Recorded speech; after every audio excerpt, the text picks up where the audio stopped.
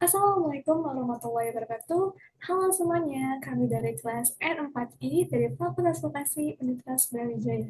Di sini kami akan mempresentasikan hasil dari ujian akhir semester kami, yaitu dalam mata kuliah Arsip Elektronik, mengenai sistem keamanan arsip elektronik terintegrasi di lingkungan kampus.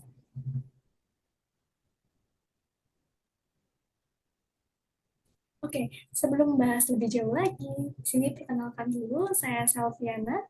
Saya Vida Rahmanul Fadila. Saya Rima Hidayatun Nima. Oke, di sini latar belakang yaitu perkembangan teknologi mendorong perguruan tinggi beralih ke arsip elektronik untuk efisiensi dan kemudahan akses. Namun, sistem yang ada masih lemah dalam keamanan, seperti kurangnya enkripsi dan autentikasi berlapis. Hal ini menimbulkan risiko pencurian, manipulasi, dan kebocoran data penting seperti transkrip dan ijazah. Serangan siber yang menyasar industri pendidikan semakin meningkat, sehingga dibutuhkan sistem kawanan arsip digital yang menyeluruh dan terstruktur. Oleh karena itu, kami merancang sistem e-Trace UB sebagai solusi keamanan arsip elektronik terintegrasi dengan fokus pada autentikasi multifaktor, enkripsi, dan pengelolaan akses berbasis peran. Selanjutnya ada analisis kebutuhan. Poin pertama yaitu ada jenis arsip, jadwal kuliah yaitu informasi waktu dan tempat perkuliahan mahasiswa. Kemudian kartu rencana studi yaitu dokumen rencana mata kuliah yang diambil. Kemudian ada kartu hasil studi yaitu rekap nilai hasil perkuliahan tiap semester. Kemudian yang terakhir ada transkrip nilai yaitu rekapitulasi seluruh nilai mahasiswa selama masa studi. Kemudian poin kedua ada skolder dan kebutuhan akses yaitu mahasiswa dapat melihat dan mengunduh arsip pribadi, kemudian dosen dapat menginput dan memverifikasi nilai, dan juga dapat melihat jadwal mengajar, kemudian alumni dapat mengakses terbatas ke transkrip nilai pribadi dan arsip logisisasi, kemudian admin dapat mengakses penuh terhadap seluruh arsip dan sistem log. Kemudian poin ketiga ada pertanyaan panduan dan jawaban. Pertanyaan pertama, ada apa saja kerentanan keamanan yang mungkin terjadi pada arsip-arsip ini, yaitu dapat potensi kebocoran data, yaitu seperti hacker mencuri transkrip nilai untuk pemalsuan. Kemudian yang kedua ada akses tidak sah, seperti orang lain login sebagai mahasiswa tertentu. Kemudian ada perubahan data jejak, misalnya nilai diubah tanpa log. Kemudian pertanyaan kedua ada bagaimana alur distribusi arsip saat ini, yaitu mahasiswa mengakses arsip melalui portal kampus menggunakan akun UB. Kemudian yang kedua, admin bisa mencetak dokumen resmi dengan stempel dan juga kode QR. Next.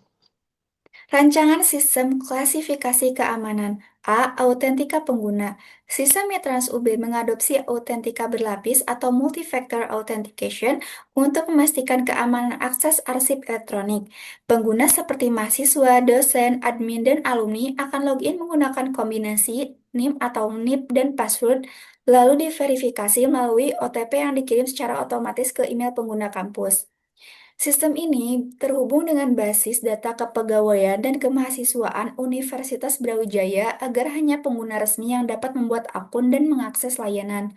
Autentikasi ini tidak hanya mencegah penyusup eksternal, tapi juga menekan potensi penyalahgunaan akun internal. Validitas OTP hanya berlaku dalam waktu singkat saja, hanya 2-5 menit dan satu kali pakai, sehingga memperkecil peluang penyadapan. Oke, berikutnya yaitu ada langkah-langkah penggunaan sistem atau penggunaan aplikasinya. Yang pertama itu sync up atau membuat akun, di mana kita harus masukkan NIM atau NIP, lalu masukkan email UB-nya dan juga password. Lalu setelah itu OTP akan terkirim ke email UB pengguna. Lalu yang ketiga, login dengan NIM dan password yang tadi telah dibuat. Lalu langkah keempatnya akan diperlihatkan atau masuk ke halaman home atau halaman depan. Nah, setelah itu kalian bisa memilih apakah kalian memilih jadwal kuliah, KRS, KHS, atau transkrip nilai. Setelah itu kalian bisa mengakses dan mengunduh arsip yang telah dipilih. Selanjutnya ada enkripsi data, yaitu ada dua, data diam dan juga data transit. Sebenarnya saya akan menjelaskan data diam terlebih dahulu, yaitu arsip yang tersimpan di server dienkripsi menggunakan algoritma AAS 256, yaitu standar keamanan tinggi yang digunakan juga dalam perbankan dan militer. Hal ini memastikan bahwa file tetap tidak dapat dibaca meskipun dicuri secara fisik maupun melalui jaringan. Kemudian poin kedua ada data transit, yaitu data yang dikirimkan antar pengguna dan server, misalnya saat mahasiswa mengunduh transkrip dan diamankan dengan SSL atau TLS. Ini mencegah penyadapan, manipulasi, atau serangan man in the middle saat data terpisah.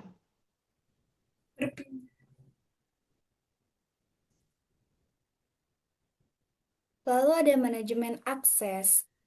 Untuk role-nya terdapat mahasiswa, dosen, admin, alumni. Mahasiswa bisa unduh dan lihat arsip pribadi. Dosen mempunyai akses input atau edit nilai, tidak bisa melihat transkrip penuh. Lalu admin bisa mengakses penuh, log, edit jika ada koneksi. Lalu alumni bisa mengakses transkrip legalisi online. Untuk audit trail, sistem akan menyimpan log. Yang pertama ada aktivitas login dan logout. Yang kedua ada unduhan transkrip. Yang ketiga perubahan data oleh dosen atau admin.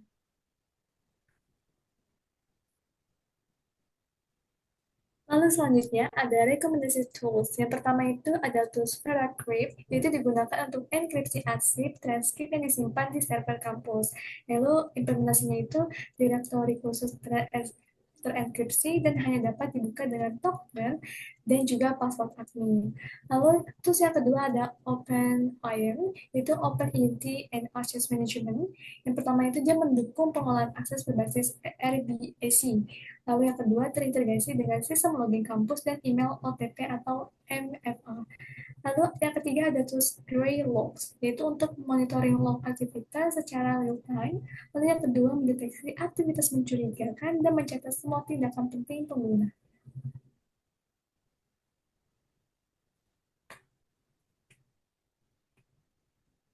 Selanjutnya ada studi case, yaitu kebocoran data mahasiswa dan alumni Universitas Brawijaya, yaitu pada September tahun 2022, data mahasiswa dan alumni Universitas Brawijaya bocor dan tersebar di media sosial.